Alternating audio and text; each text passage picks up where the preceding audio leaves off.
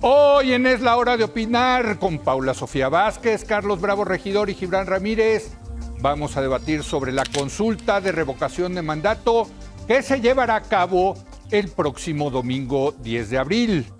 Después vamos a hacer un enlace hasta Ucrania con nuestro compañero Eduardo Salazar para hablar de la situación que se vive allá con la invasión rusa y en particular la tragedia ocurrida en Busha. Y para finalizar estará con nosotros Valeria Moy para analizar los subsidios a las gasolinas y la afectación a los ingresos tributarios. Así que quédese aquí en Foro TV que ya comenzó la hora de opinar.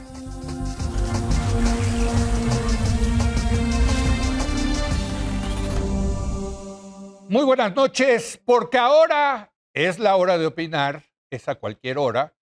No solo la puede usted ver a las 10:30 de la noche en televisión por Foro TV. A partir de esta semana, a las 8 de la noche, estará disponible en el sitio de internet nmas.com.mx y en la aplicación ViX. ViX es una aplicación gratuita que usted puede bajar y ahí encontrará a partir de las 8 de la noche, es la hora de opinar y la podrá ver usted cuando guste a cualquier hora, el programa de ese día y de los anteriores. Así que ahora, todas las horas son la hora de opinar. Vámonos al tema de hoy. Estamos a unos días de que se realice la consulta de revocación de mandato, próximo domingo 10 de abril, y ha dado mucho de qué hablar este ejercicio, sobre todo por lo ocurrido este pasado sábado, donde vimos, pues, ¿qué vimos? Ahora sí que lo pongo en la mesa, Carlos Bravo Regidor, Paula Sofía Vázquez, Gibran Ramírez. ¿Qué vimos? Es la utilización del poder del Estado en una campaña política. Sí, yo creo que lo que vimos, bueno, de entrada es una violación flagrante de la ley. Vimos, digamos, la última etapa de lo que ha sido una apropiación de un mecanismo de control ciudadano del poder por parte del poder mismo, y cómo se ha convertido en un instrumento propagandístico. Vimos también, y esto lo platicamos hace no tanto, Leo, recordarás cómo en el Congreso se legisló muy improvisadamente este decreto interpretativo, supuestamente para permitir que los funcionarios participaran en esto. Bueno, estas son las consecuencias. El tribunal dijo que ese decreto no importa, pero aún así, pues ya ese fue un banderín de salida, digamos, y lo que vimos, bueno, fue al secretario de Gobernación, vimos también al comandante de la Guardia Nacional participar uniformado en un evento partidista, vimos la utilización de un avión de la Guardia Nacional para trasladar al secretario de Gobernación a donde iba a ser este evento. O sea, lo que estamos viendo, francamente, es un carnaval de ilegalidades, pues todas destinadas a tratar de levantarle la participación a este ejercicio de consulta. Y yo creo que, digamos, más allá de todos estos detalles, lo que estamos viendo, creo ya, es la expresión más acabada, como del cortocircuito lógico que hace una consulta para revocarle el mandato al presidente, convocada por el propio presidente, por su partido, por los funcionarios de su gobierno, por autoridades locales, por dirigentes de su partido, no para revocarlo, sino para ratificarlo. Ese cortocircuito lógico no hay manera de resolverlo, porque en realidad lo que implica es secuestrar ese mecanismo para fines completamente distintos, para los cuales se supone que existe.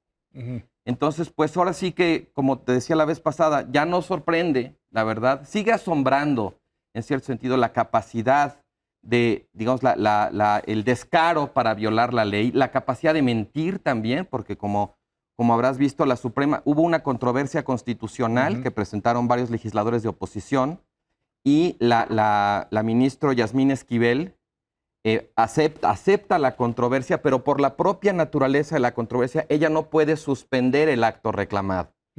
Y en la órbita del López Obradorismo, esto se interpreta muy tramposamente como que la ministra está validando el decreto interpretativo del Congreso. No es cierto, no lo está validando. Solamente está observando, digamos, los rigores del procedimiento. Y bueno, pues este carnaval de ilegalidad que al final va a terminar apuntando en un conflicto feroz entre los López Obradoristas y las autoridades locales que están obligadas a hacer valer la ley y a sancionar a quienes la desobedecen. ¿Autoridades electorales? Porque dijiste locales, ¿no? Perdón, no, autoridades electorales. Me refiero al instituto y al tribunal. ¿Qué viste, Gibran? Porque evidentemente hay una parte jurídica, ¿no? Un carnaval de ilegalidades, por cierto, de una ley que yo siempre he dicho que es una tontería, pero ellos cedieron esa ley, pero en fin.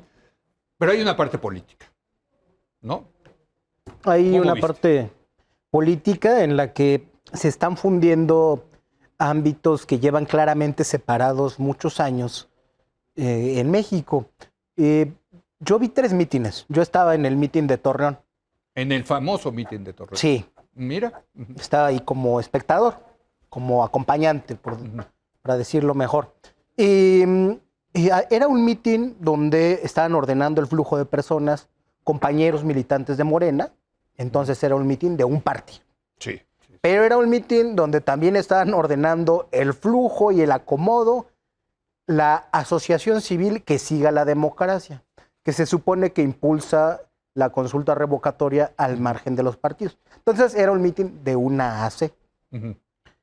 Pero derivó en que se presumieran los resultados de seguridad en Coahuila por parte de funcionarios abocados a la seguridad. Ricardo Mejía, que quiere ser gobernador, que es subsecretario, que pidió vacaciones, el comandante Bucio de la Guardia Nacional y el secretario de Gobernación. Se dijo que los buenos resultados en seguridad en Coahuila se debían al gobierno federal y a la Guardia, no al gobernador. Entonces, lo que veo... Cosa que no es la percepción en Coahuila. La percepción es que el gobernador se ha hecho bien su chamba en términos de seguridad. Desde luego que en cualquier caso es complejo. Yo diría, sí, claro. Si es la estrategia federal, ¿por qué no estamos viendo resultados en Michoacán, que está en llamas? Pues sí. ¿Y por qué no están... Zacatecas. Quiero decir, también estaba el gobernador de Tabasco. Sí. En el mítin de Torreón. El que quedó de interino. Así es. Merino. Entonces, es un acto extraño porque estaban grandes cargos del Estado con el presidente de Morena, que es Mario Delgado, con los funcionarios partidistas ahí. Parece, o yo interpreto después de las conferencias matutinas, porque al presidente le molestó mucho que el gobernador Riquelme convocara a no participar. Entonces, es una especie de equilibrar la cancha. Si desde el poder local se dice no participen, desde el poder federal se dice participen. Pero sí es extraño, yo me pregunto, no pude encontrar la información porque es demasiada talacha hemerográfica, pero ¿cuándo fue la última vez que un secretario de Gobernación encabezó un evento partidista en un día que no fuera domingo? Yo no creo que ni don Manuel Bartlett lo haya hecho. Notes el don, ¿eh? Qué barbaridad. Don Manuel es el decano de la política mexicana. Ajá. Ese es don Porfi. Ese es don Porfi. Le tengo respeto. Ese es don Porfi. De las malas artes electorales. Don Porfirio ya está retirado, ¿no?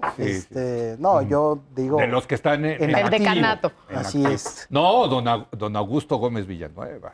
Bueno, ya hablaremos de eso. Otro tema. Es otro tema, sí.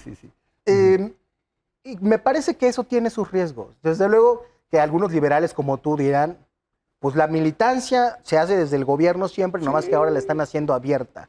Yo no tengo, que no habría bronca si la ley tengo dijera ningún lo problema que el secretario de Gobernación, que el gobernador por una parte, que el secretario de Gobernación diga, eso es hacer política. Lo que pasa es que es ilegal. También como liberal te importa la ley, ¿no? Exactamente. Entonces, yo creo que se pusieron los elementos al revés. Y que todo lo que se está haciendo como si una reforma política hubiera sucedido ya. Y es lo que se tenía que haber hecho primero.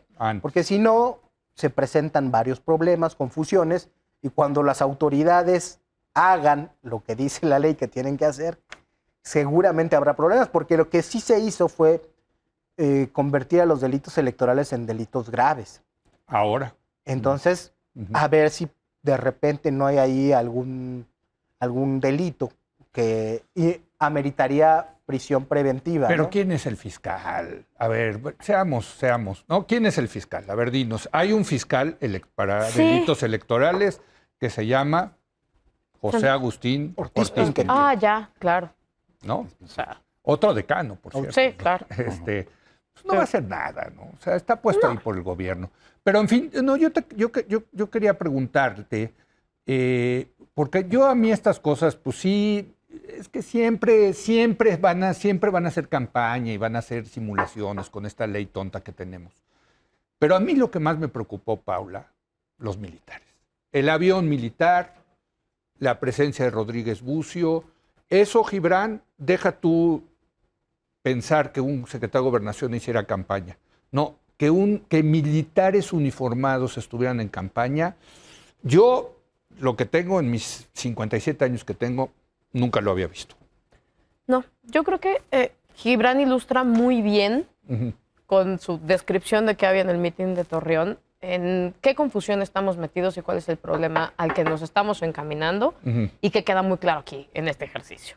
Es una mezcla entre un partido, una asociación civil, que por los datos que publica hoy Animal Político es una asociación civil hecha con puros exlegisladores y simpatizantes. Es Morena, es otra vez las Es una simulaciones sucursal, mexicanas. de Morena, de gente que ya no tiene un cargo público, pero es una sucursal. Es Morena. Y militares.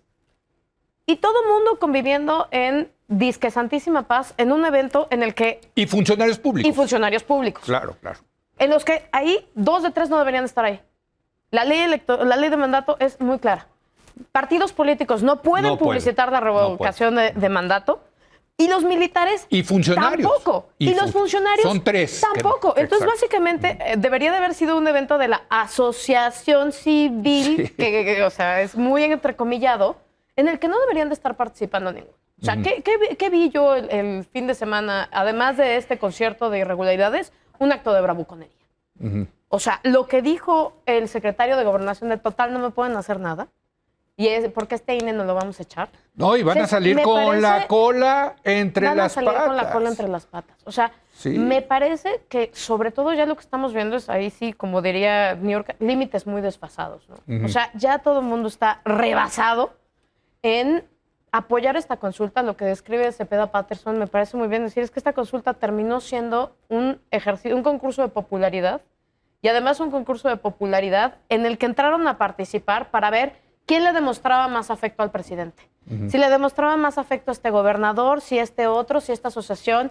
Es un concurso de abyección que, mira, no me generaría tanto problema si no se estuviera haciendo con recursos públicos. Porque esa es la otra. Son muestras de abyección hechas en tiempo de trabajo, con recursos públicos, con aviones del ejército y la asociación civil con unos recursos que desconocemos. Y yo sí me quiero ir un poquito para atrás. Sí, en 2006, este mismo presidente denunció la participación de empresas y de asociaciones y de no sé qué para hacerle una campaña negra porque era inequitativo. En 2012, este mismo presidente denunció el uso de recursos públicos para apoyar a los candidatos del PRI. Sí, sí.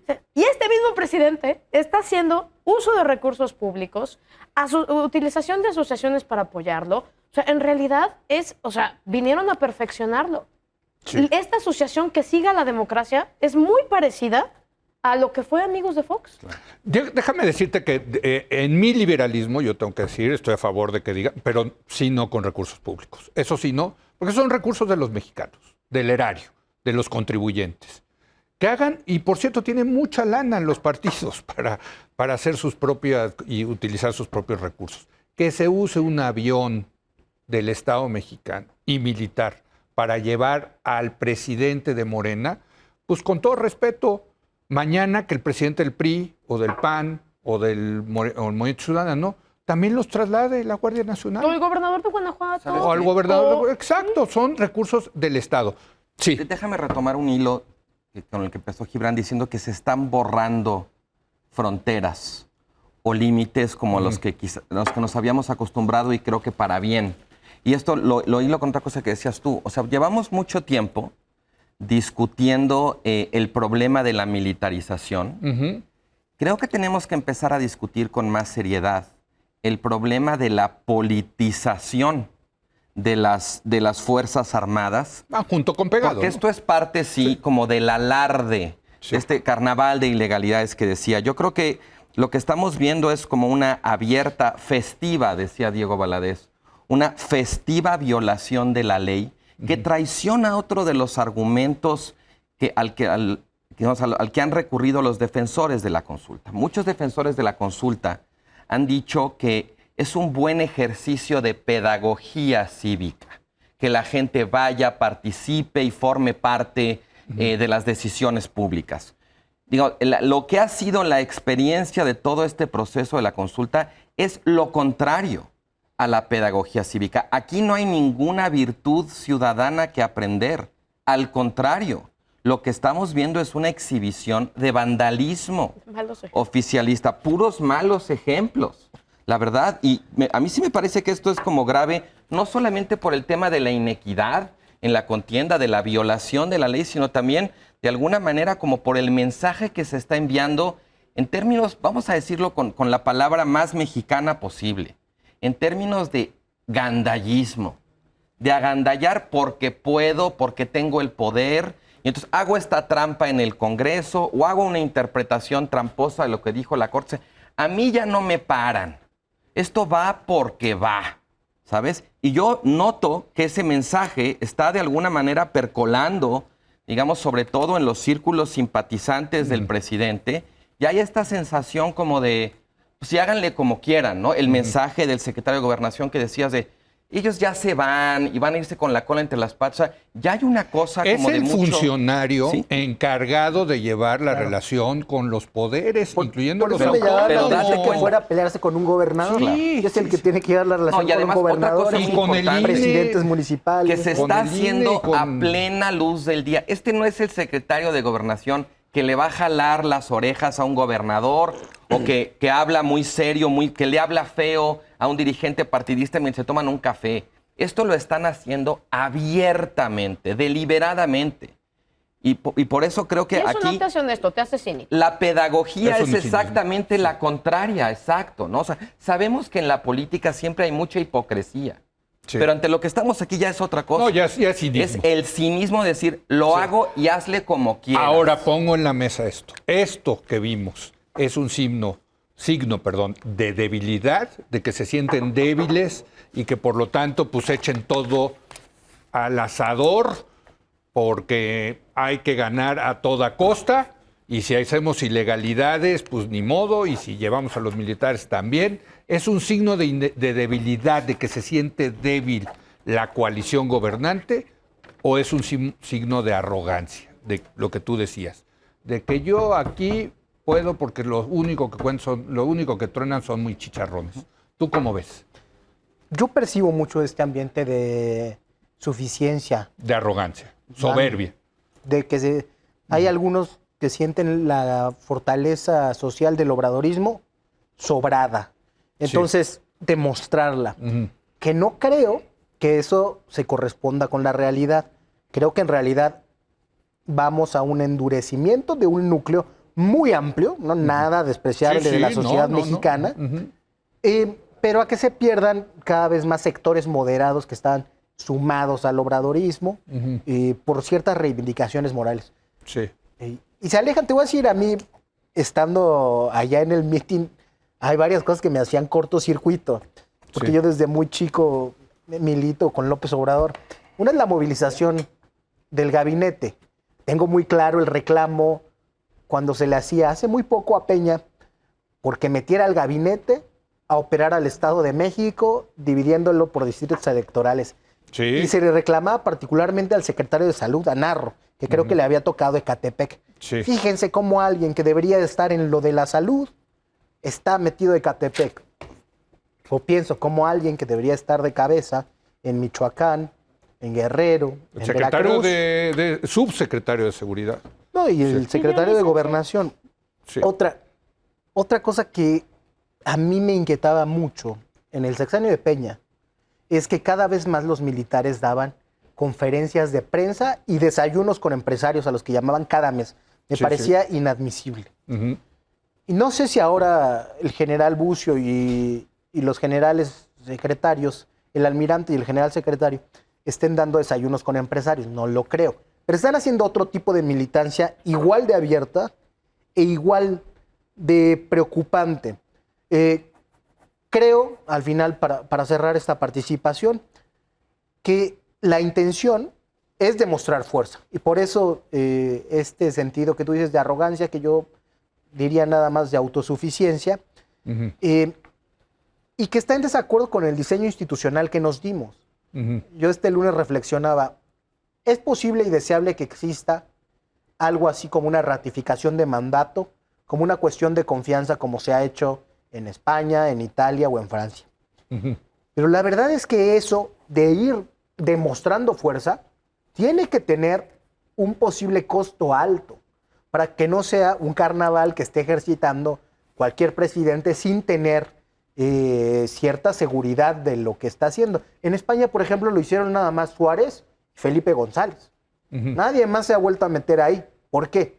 Porque si no llegas a una cierta meta, en este caso de votos parlamentarios, sí, te sacan del poder. Te tienes que ir. Sí, sí. Entonces pienso, aquí la legitimidad del presidente es directamente el voto popular.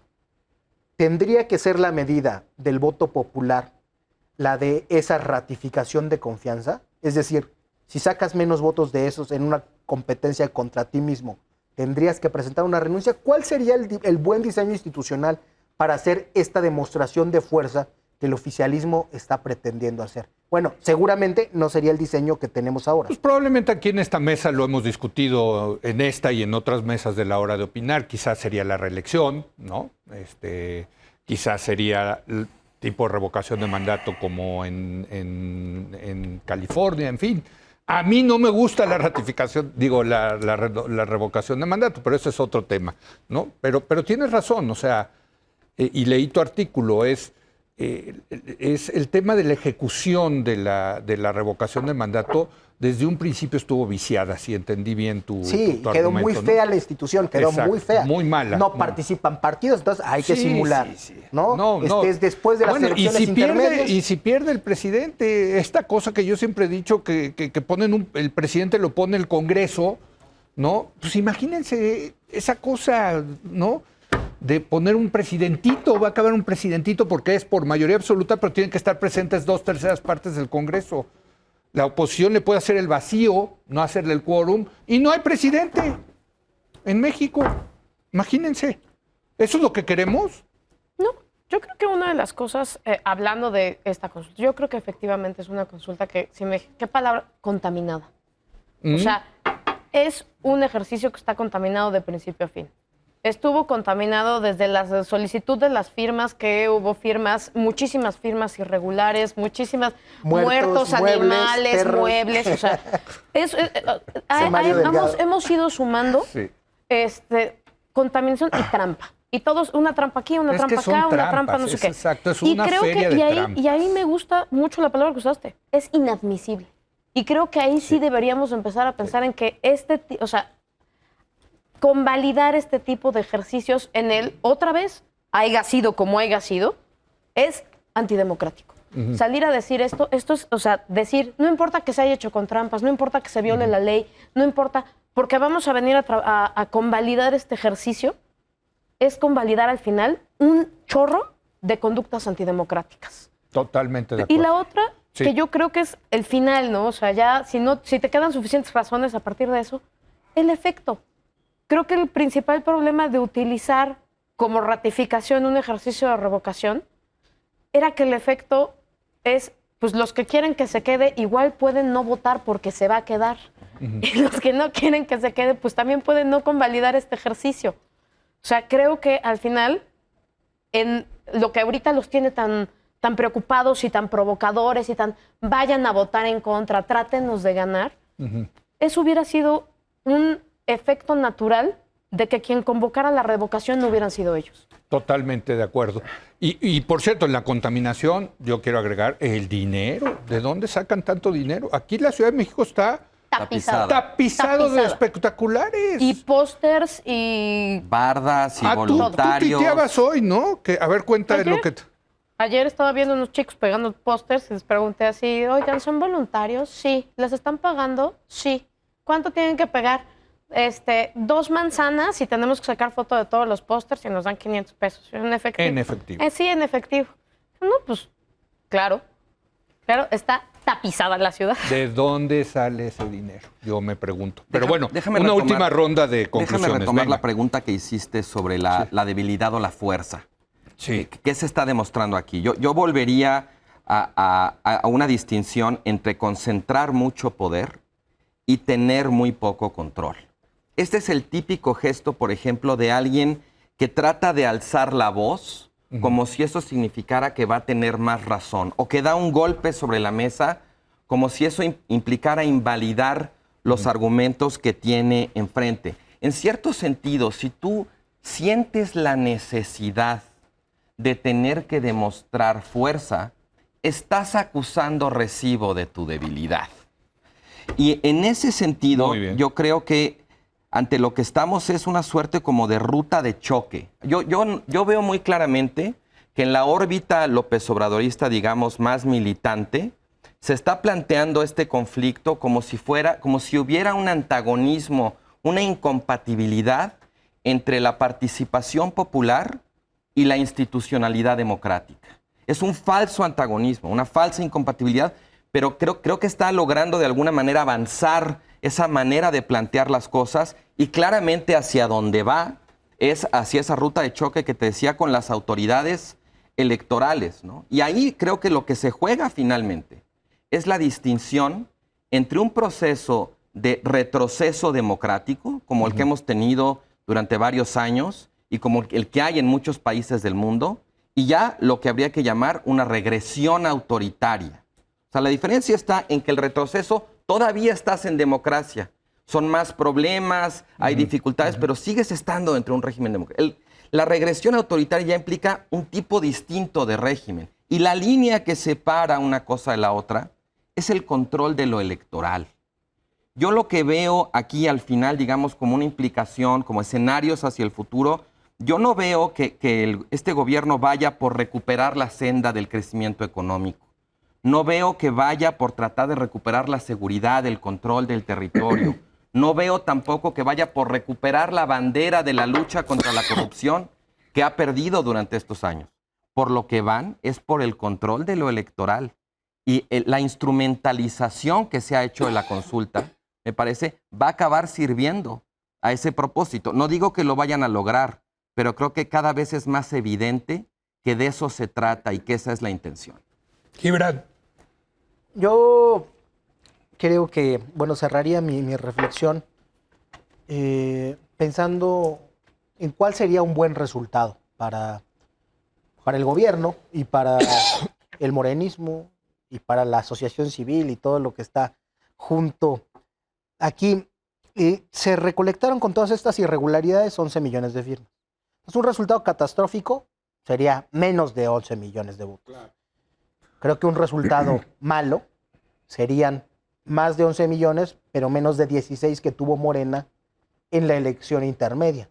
Más de eso, creo que podría considerarse un éxito y a partir de ahí medir la fortaleza o la debilidad que este gobierno quiere medir con este ejercicio. Paula. Yo, retomando, si nos vamos como al 11 de abril, yo no coincido contigo en decir están tratando de llevarnos hacia allá. Creo que ese es el camino, la senda que han tenido desde 2006. Creo que ahorita la única diferencia es que uno tenía la esperanza de que llegando al gobierno vieran la necesidad de no solo ser legítimos, sino también legales. Y seguimos viendo que se siguen participando políticamente como participaban en 2006.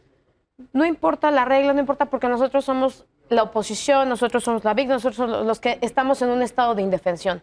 Con la única diferencia de que ahorita lo están haciendo con el aparato del Estado. Claro. Del 11 de abril, yo también creo que una participación de menos de 10 millones es un fracaso. Pero ahí sí, yo sí quiero hacer una súper distinción. Si es un fracaso, no es gracias al INE. Porque creo que también ahí se va a construir la narrativa de que el Instituto Nacional Electoral no hizo bien su chamba. Y yo creo que la hizo bien. La hizo bien, la hizo bien como siempre. Y en eso sí, esa es una línea de defensa que si estamos hablando de regresiones democráticas, de autoritarismo, esa creo que tiene que ser la línea de defensa que te tiene que dejar como lección este ejercicio. Pero consideran que ha sido un exceso el protagonismo de Murayama y que no le ayuda nada al INE. Bueno, se podría, yo creo que debatir eso, pero yo no tengo la menor duda que el INE va a hacer bien su chamba, porque siempre la hace bien. Bueno, exacto. Desde 1997 la hace bien. Exacto.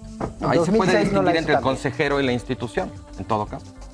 ¿No? Bueno. A ver, yo nomás quisiera agregar una cosa. Ya. Yo te tomo lo que dijiste. Es cierto que esta ruta viene de atrás, pero le están metiendo todo el acelerador con la gasolina que les da el poder. El Estado, bueno, y los militares, yo ahí sí, Dios mío, qué cosa. Eso sí, yo nunca lo había visto.